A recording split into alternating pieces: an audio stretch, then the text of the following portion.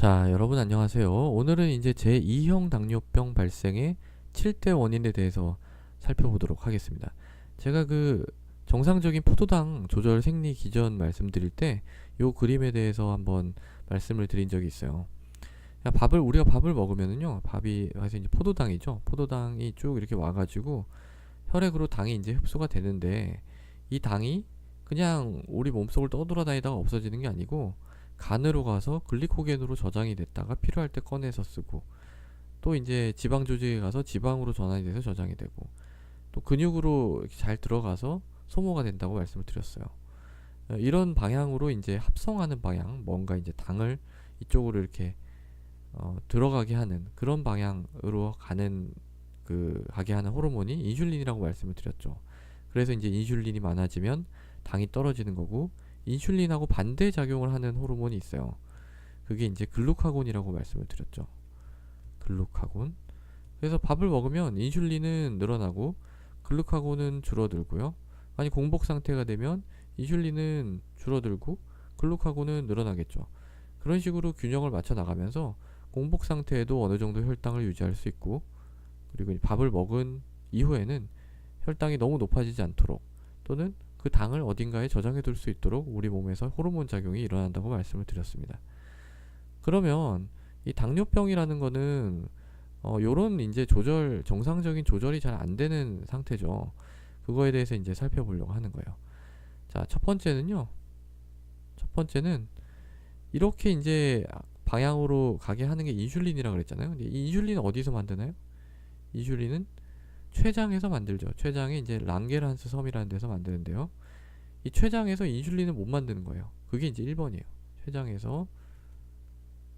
췌장에서 인슐린 분비 감소.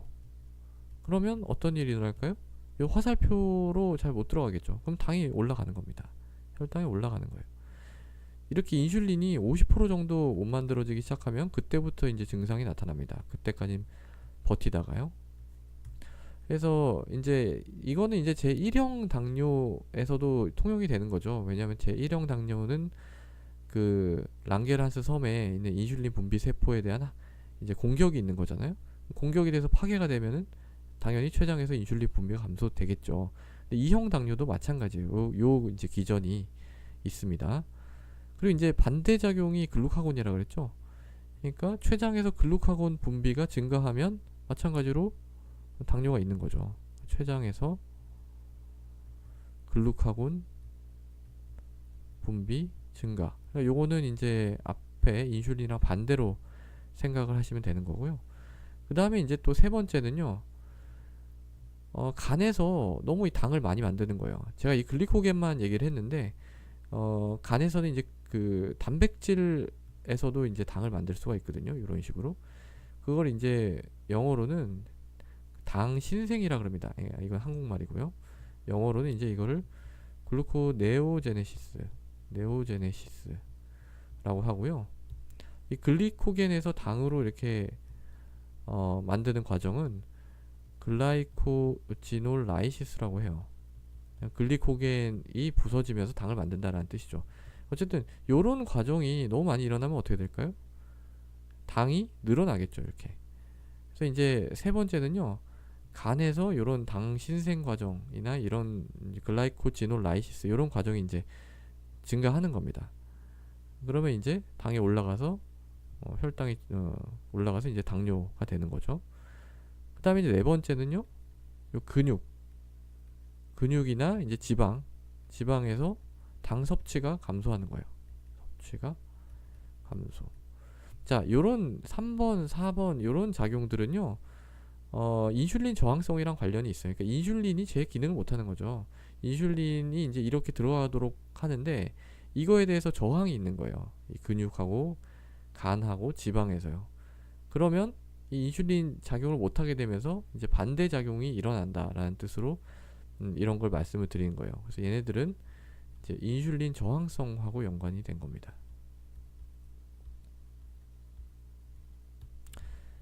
그 다음에요. 사실은 이제 이 정도였어요. 이제 옛날에 이제 우리가 제2형 당뇨병 발생의 이제 보통 3대 원인이라 그래가지고 많이 배웠거든요. 이게 이제 이 췌장에서 인슐린 분비 감소하는 거하고요. 그다음에 이제 간에서 요 당 많이 만들어지는 거하고, 그다음에 근육 지방에서 당 섭취 감소하는 거, 요 세 가지를 많이 들었어요. 그런데 이제 당뇨병 연구는 엄청나게 지금 활발하게 하고 있거든요. 그래서 이제 연구돼서 밝혀진 게, 지금 제가 새로 말씀드린 게 이제 글루카곤의 중요성이 조금 증가되기 시작했다 하는 거, 요게 이제 하나가 있고요. 그 다음에 이제 다섯 번째로 말씀을 드릴 건데, 요거는 이제 자율신경계 작용이에요. 자율신경계 작용. 이게 점점 더 중요해지고 있습니다. 자, 우리가 스트레스 받으면은요, 스트레스 받으면 어떻게 되나요? 막 몸이 긴장하고 몸이 뻣뻣해지면서 정신이 번쩍 들죠. 그렇게 만드는 호르몬이 이제 교감신경계에서가 활성화되면서 나오는 겁니다. 교감신경계라는 게 활성화되면서 이제 에피네프린이나 뭐 노르아드레날린, 뭐 아드레날 이런 것들이 나오면서 이제 그런 작용이 일어나는 건데, 그런 게 이제 교감신경계라고 부르고요. 또 우리 샤워하면 어떻게 돼요? 밤에 샤워하면 긴장이 탁 풀리면서 기분이 좋아지죠. 요런 게 이제 부교감신경계입니다. 혹은 뭐 밤에 퇴근하고 나서 집에서 테레비를 본달지 이럴 때 이제 활성화되는 게 부교감신경계입니다. 근데 요걸 합쳐서 우리가 자율신경계라 그래요. 이게 왜 자율신경계냐고 하면은요, 우리가 이제 뭐 팔다리를 움직이거나 이런 건 우리 마음대로 할 수 있잖아요. 근데 이런 걸 우리 마음대로 할 수 있나요? 물론 뭐 의식적으로 조절할 수는 있지만, 우리가 스트레스를 딱 받았을 때 이런 게 활성화되지 말아야지 뭐 이렇게 할 수 없는 거잖아요. 이거는 자동으로 일어나는 반응입니다. 그래서 이제 자율신경계라고 하는데, 얘네들이 생각보다 굉장히 중요한 역할을 많이 해요. 우리 몸의 내장이랑 다 연결이 돼 있어요. 연결이 돼서 호르몬하고 이렇게 밀접하게 호르몬 분비에 조절하고 연결이 돼 있습니다. 인슐린 저항성하고도 연결이 돼 있어요. 그러니까 인슐린 저항성이 생겨서 이 자율신경계에 문제가 생겨버리면 이런 인슐린, 글루카곤, 또 다른 호르몬도 많은데 그런 호르몬들이 조절이 제대로 되지 않는 거예요. 그러면서 당뇨병이 발생한다. 이거 저는 굉장히 신빙성 있는 가설이라고 생각을 합니다. 이미 뭐 일부 증명이 되기도 했고요.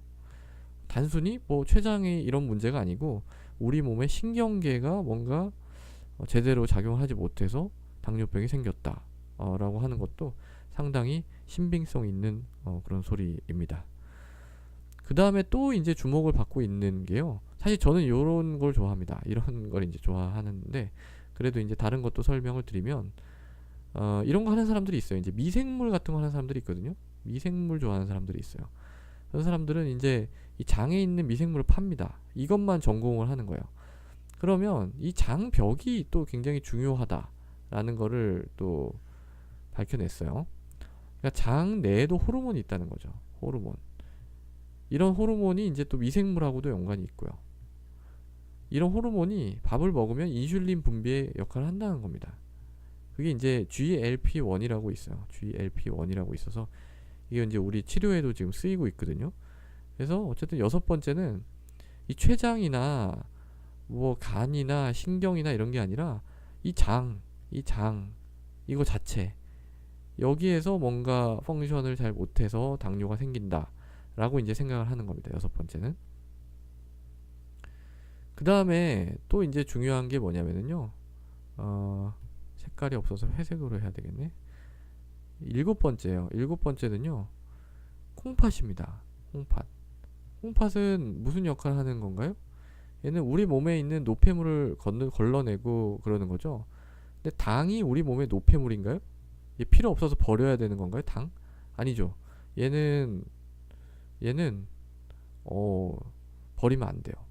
우리 몸 굉장히 중요한 겁니다. 그렇게 진화가 되어 왔어요. 모든 포유류 당을 버리지 않도록 이렇게 이제 진화가 되어 왔는데, 그 과정 중에서 특히 이제 제2형 당뇨가 생기게 되면 당을 정말 안 버려요.